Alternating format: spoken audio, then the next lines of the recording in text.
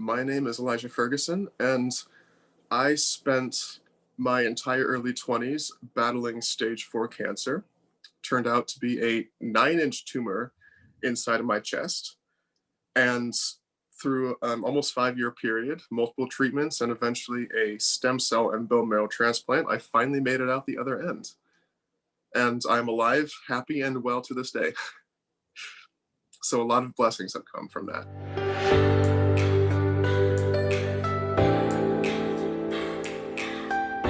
Well, Elijah, I can't thank you enough for taking the time to sit down with me today and share your story. Before we touch on the things that you shared in your introduction, I'd like to ask you, what is it that you think people's first impression of you is? Actually, that's kind of a funny question because, actually, even through this experience, there's people that see me between online profiles and then in person, and almost without fact, everyone I've ever met has always told me, "You're not what I expected." And I always ask, "Is that a good thing or a bad thing?" They always said, "Neither. You're just very different than I expected." And I think that people are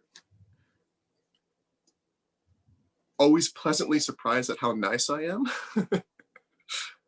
and how genuine, where every time I go into a conversation or meet someone new, the first thought that comes to my mind is, how do I serve this person? How do I make this person feel the best that they can feel? We live in a world that's so much based on between material possessions and what you have, and are you cool or are you not cool? And my first thought going to meeting new people is like, you know what? Just show me you and I'll show you myself. And how can I bring out the best in you? I love that. What a gift. Like, that's quite giving of you.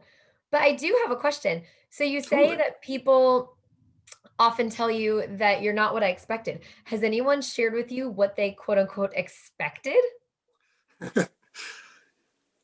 A few times. Um, so when I'm just in my own head, I'm an avid thinker. I have almost like a resting pissed off face. And so some people, especially if they've caught me when I'm just in my zone, they think I'm someone who's either not very nice or very mean, or just, doesn't want to give people the time of day. I actually had one person in high school um, who became a good friend of mine later admit that when she first met me, she was afraid of me because I had, and she didn't really give an explanation why, but she's like, you know what? I'm really glad you're not who I thought you were because you turned out to be the nicest guy. I'm like, oh, thank you. Yeah, there's also the aspect that I'm very ADHD. And so I listen better to people when I'm doing something else at the same time. And so sometimes I'll be in conversation with people, not right now, but like just even with friends or whatever, and I have to be doing like playing with something, fidgeting with something, even texting someone. If I'm texting someone and listening to someone, I hear everything they're saying. But if I stop and I put it down and I look at them, it just goes one through one ear and out the other. It's very bizarre. It got me in trouble in school quite a bit. Actually, school was one of those things that I severely struggled with my entire life. Um, we didn't know why for the longest time, because up until I think it was like second grade, I was fine. I did everything perfect, and then my learning really started to suffer, and I couldn't pay attention. I couldn't focus. You can reiterate the lesson over and over again 100 times. I could practice it over and over again. So I would practice for a test for a month. I'd get to the test and I wouldn't know the answers, even though I went over them. And it took about 2 years of testing, and I came out the other end diagnosed with ADHD, dyscalculia, which is trouble with processing things, especially when it comes to math. Like I wasn't able to fully make my bed until I was about 15 years old. Tourette's, and while we didn't go as far as testing, it's been suggested I also have OCD at the same time. And so they all work together for and against me in different ways. I'm still learning about it myself. And so school was always a trouble because teachers especially public school teachers, aren't used to dealing with that sort of thing. There were state exemptions, and I went on ADHD medication, which helped a bit. But because ADHD is hyperactive and the dyscalculia messes with the way my brain processes information, so it's like I take in more information than other people, but when I try to put it out either through speech or any other word, it's almost like trying to shove like all this information down a tiny funnel, and it doesn't always come out the way I intend it. Or I can see something clearly in my mind, but I can't replicate it on paper.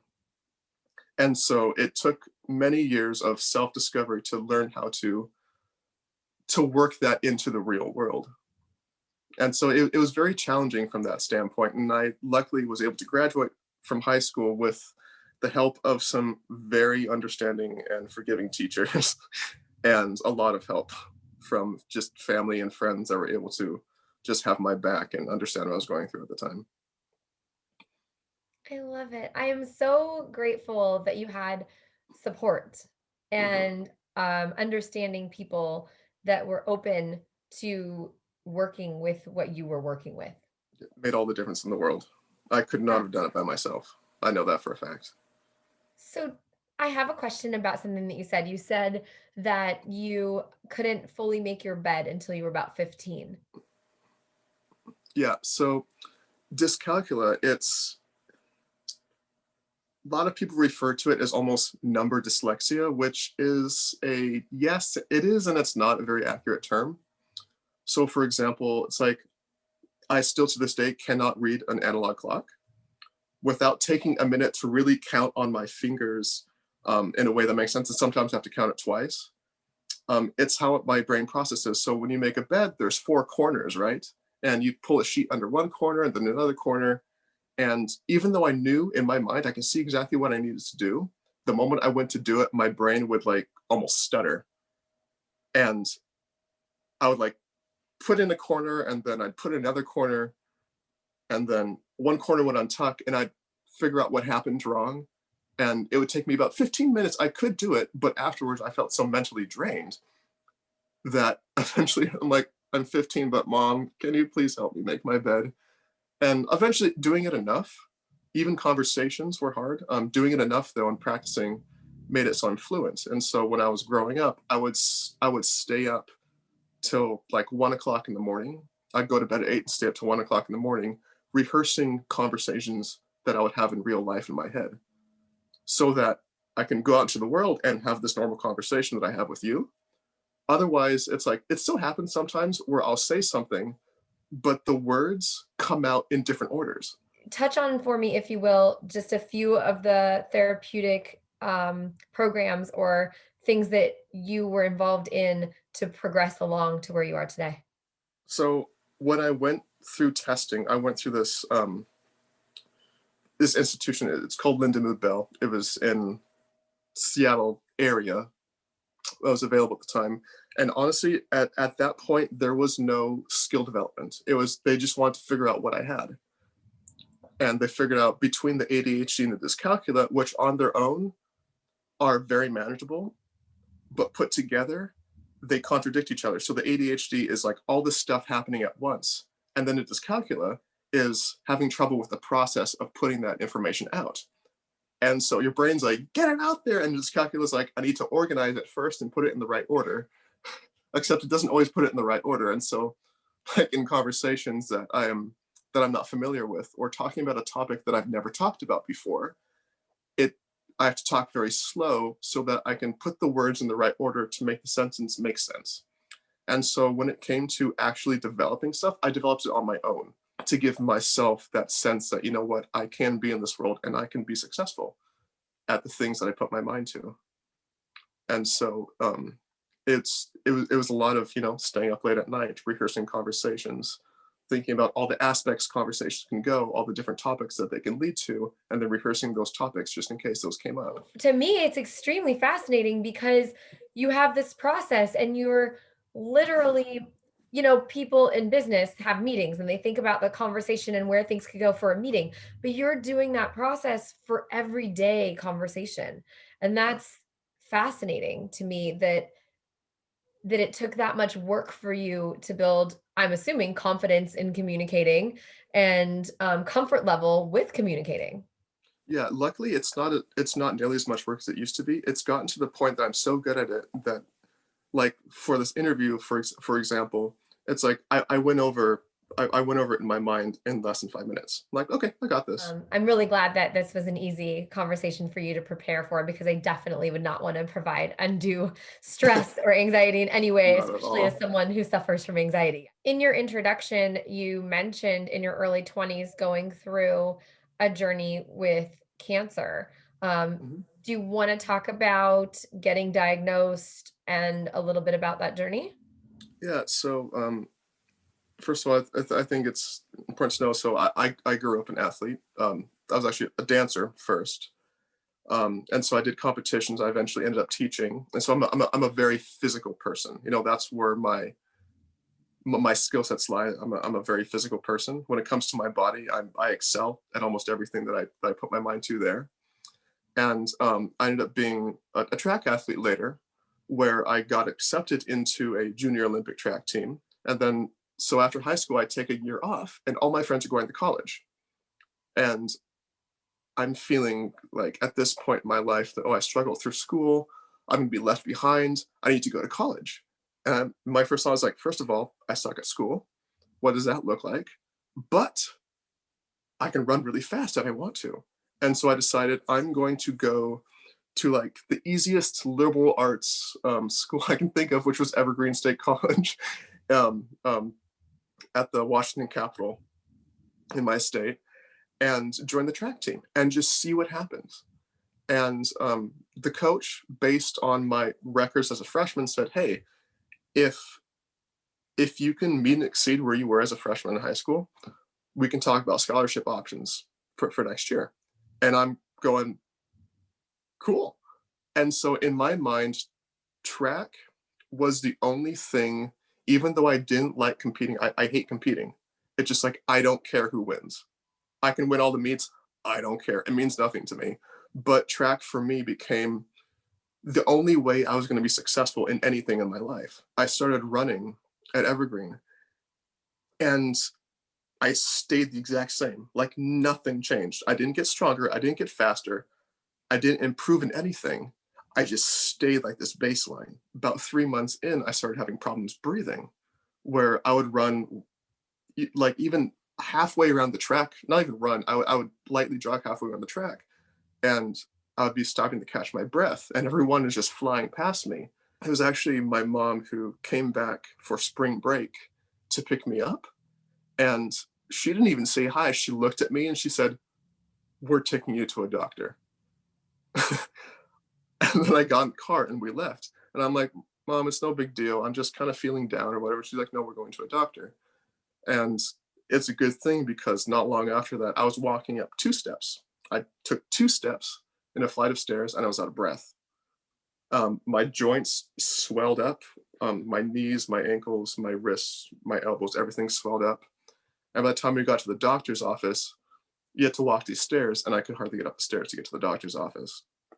And it was my primary care doctor, and he said, "Let's just do a full body X-ray." So they did a full body X-ray, and you can see nothing in my chest. It was white. You couldn't see my heart. You couldn't see my lungs. It was just nothing but pure white. And he didn't tell me that, but he told my mom. All I heard was, "He needs to go to the ER right now." And I went to Swedish Ballard, and they did some more extensive tests, and there was turned out to be a 9-inch tumor in my chest that took up about this much of it. And the white was the fact that my body was trying to fight it, and so it produced all this fluid, which was suffocating both my heart and my lungs, which is my heart was working so hard that it was my heart was working to the point where it was equivalent to running a marathon for the past 2 months straight. Like my body was on its last leg. They're like, if you had come in a few days later, there would have been so much fluid that it would have like stopped everything from going in there, everything from working in my chest. And I was breathing, I think what they said, with about an inch to 2 inches of room for my lungs to expand because there's so much. And so they had to do immediate surgery and drain the fluid from my lungs, from inside and around my lungs, where I have like two scars here on the side and one scar down the middle because they had to put a drain into my chest, into the pleuric lining of my lungs, and then into the lining of my heart to get the fluid out. And between that and 2 weeks in the hospital where they had to diagnose me like, hey, what kind of cancer is this? And is it something that's treatable? They eventually diagnosed me with Hodgkins lymphoma, which, as far as cancer is concerned, is good. um, there's lymphoma, which, the best you can hope for is remission, where Hodgkin's lymphoma, you could actually say, hey, I have, like right now, I have an 75 to 85% chance that it won't ever come back in my lifetime, which is really, really good. So Hodgkin's lymphoma was a good diagnosis as far as cancer diagnoses go. The problem was the size of the tumor and how much it had just consumed my body. Post surgery, how about now? So post surgery, honestly, the recovery was really easy compared to everything, and I got to recover at home and really like take in what had just happened to me. Because I went from, in a matter of 2 weeks, trying to be the track athlete that I used to be, to being diagnosed with a 9-inch tumor in my chest. And my family was the kind of family that if it wasn't organic or farm to table, it wasn't allowed in the house. Like, I grew up on a very rigid, I can have one piece of candy on Saturdays. Everything was health oriented. I can watch one, if I was lucky, two movies every Friday night, and that was it. It was a very holistic type health style. And so it's like, me out of all people being diagnosed with cancer, what are the odds? Why should I think that I'm special? This happens to people. People who have done everything right are diagnosed with cancers or other kind of illnesses. The question is not how can this happen, but what can I do about it? And so I had my pity party for about a day, and then the next day I woke up and I signed up for a gym membership. And I'm like, you know what? Chemo's gonna do its thing, and I understand that. But even if I go to the gym for 15 minutes and I walk on a treadmill, at least I'm being proactive towards my health. And so I used my affinity for physical activity to help push my body to a healthier level. And as a result, by the end of my chemo treatments, I felt almost none of the effects. It was just like I was powering through it. And then it went on to about a month and a half to 2 months of radiation. And that was it for the next year and a half, as I just kind of maintained my current health level. And It what actually happened wasn't. after a year and a half? Oh, it came back except worse, but differently. So where there's this giant lymph node that got swollen on my neck, and it was there for about 3 months. And so we got biopsied. Nothing came back. I was clean. So there was no concern, and they chalked it up to because lymphomas are a disease of the lymphatic system. And so the idea was that my lymphatic system is in shock from everything that went on with it, which made complete sense. And so I kind of, put it on the back of my radar. And I know this doesn't sound significant at the time, but I grew this big old beard because I could. And I had that for about 4 months or so. And then one day I shaved it all off and my face was swollen underneath. It looked like puffy. It looked like I had gained about 15 pounds, not 15 pounds. It looked like I'd gained a few pounds of fat in my face. And I looked in the mirror. I'm like, wait, what did that happen? And like the rest of my body looked normal, but it was just like, just swollen. I looked like the swollen potato from like the neck up. And I went downstairs and I'm asking my family, have you guys noticed if my face looks different? And they're like, oh yeah, it's looked a little different for a while. I'm like, no one thought to tell me. Like it was so covered up that I didn't notice it. It just kept getting worse and worse and worse until one morning I wake up and I sit up and there was so much pressure in my head and neck that I couldn't breathe. I could barely breathe, and I just sat there and held my breath, and eventually it went down within like 30 seconds to a bit so I can take a small breath. But that was the moment I knew something was seriously wrong.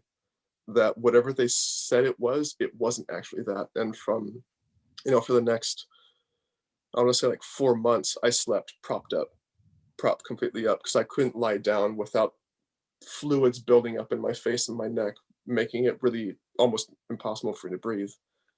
And eventually, my mom, is she is a powerful advocator.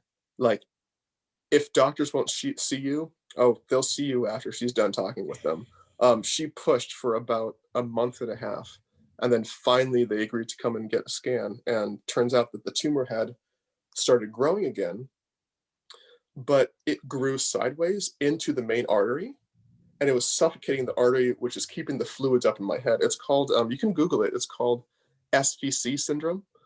You have a history of swelling, tumor related. You Mhm. have lymphoma history. You had lymph node removal. You have more swelling, and no one wants to do a scan and thinks that's an urgent thing to see you for? Am I Yeah, understanding everything you just said? yeah, exactly. So what ended up, so it was all, they justified it. So people who have multiple lymph nodes removed, I had two removed from here, from my neck, is that, if you ever, like, you can even Google, people have had lymph nodes removed from under their arm a significant amount, their arm will swell up because lymph nodes, they push through fluids, and they it's the body's filtration system. And so when you remove some, your arm can be swollen, and people wrap their arms to keep the swelling down or whatever. And because mine were removed here, the doctor said, "Oh, it's probably the lymph nodes. Your body's trying to rework the fluids and get it pushed through differently." But the And so, probably part is the problem. The probably part, exactly. doctor. Why don't we just check to be sure? Probably.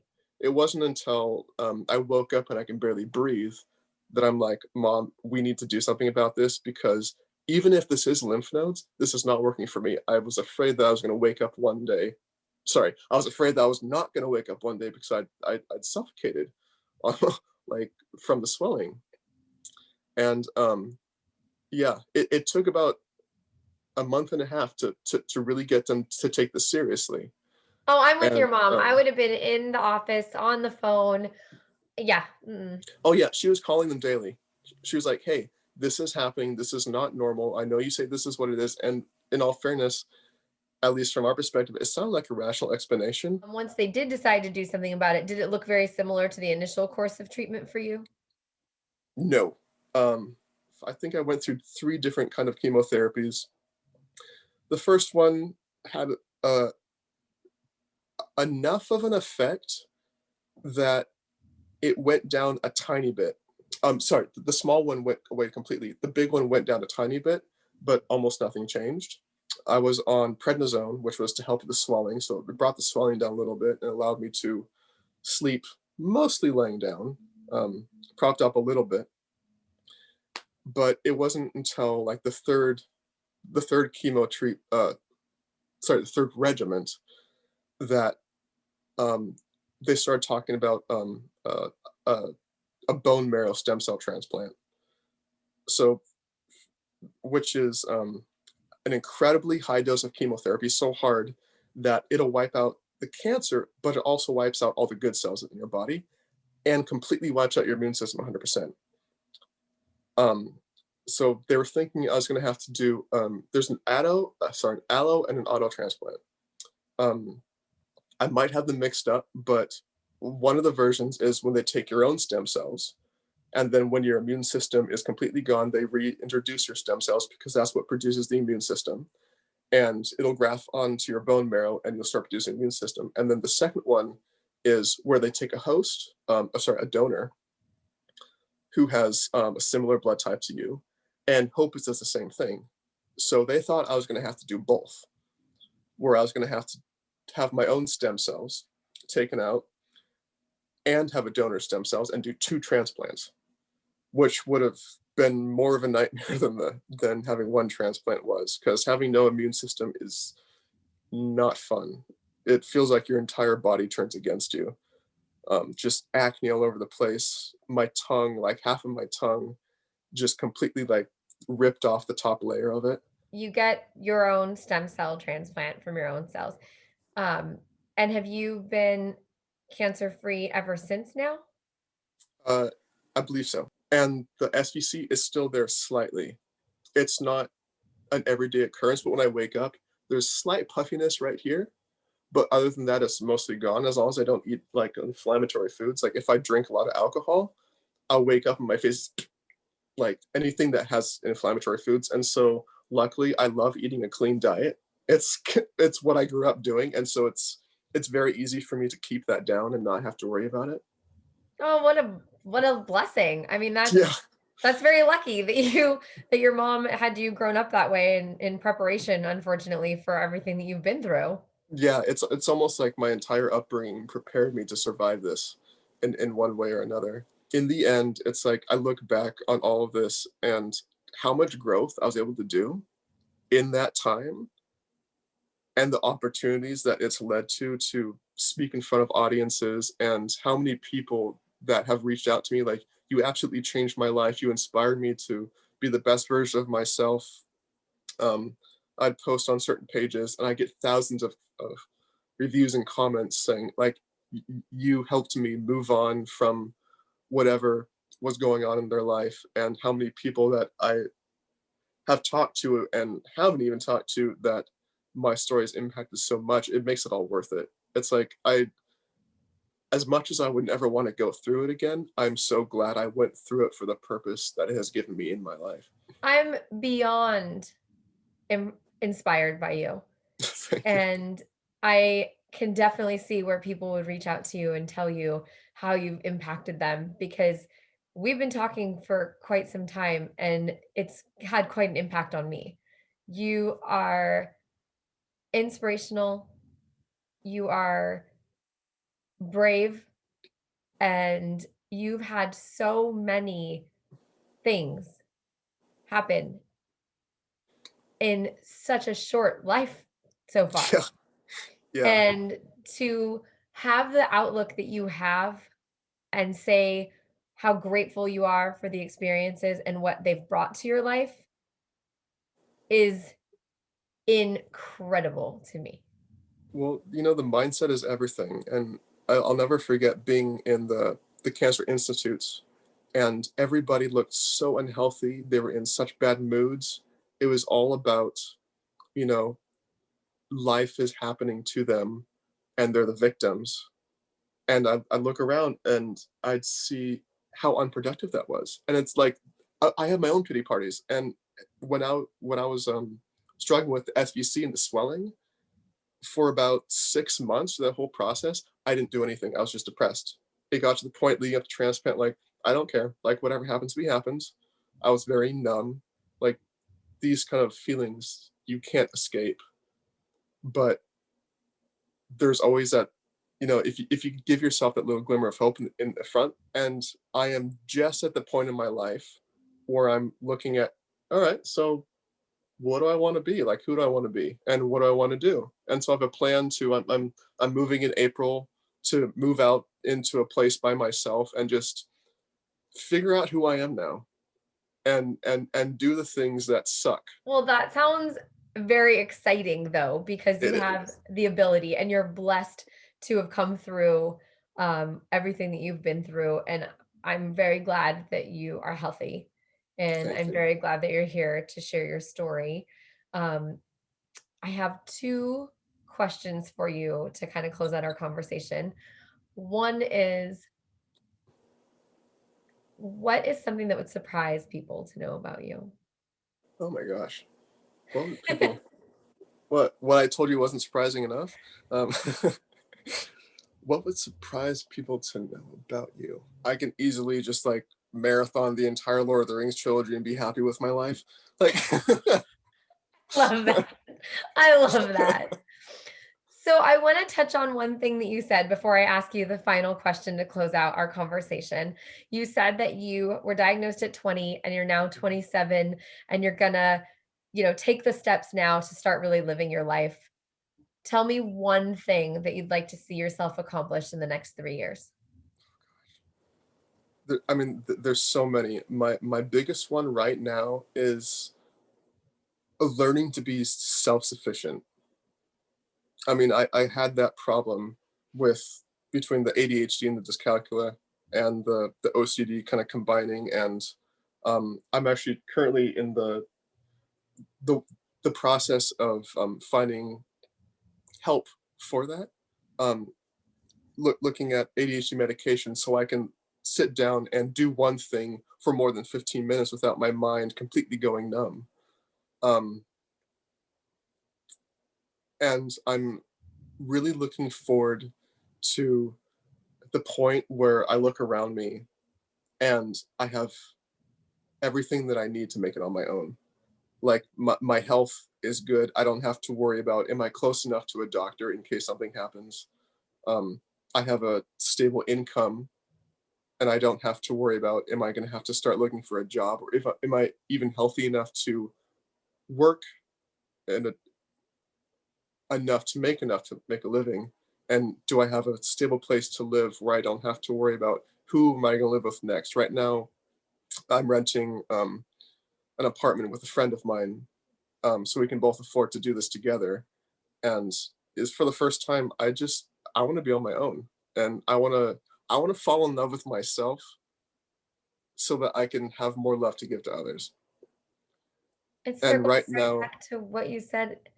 It circles right back to what you said in the beginning is all about you inspiring other people and giving back. And you are incredible, absolutely incredible.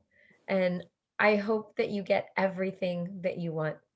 thank you. You're welcome. And I want to thank you again for taking the time to share your story with me. It's been a very beautiful conversation. I've enjoyed it.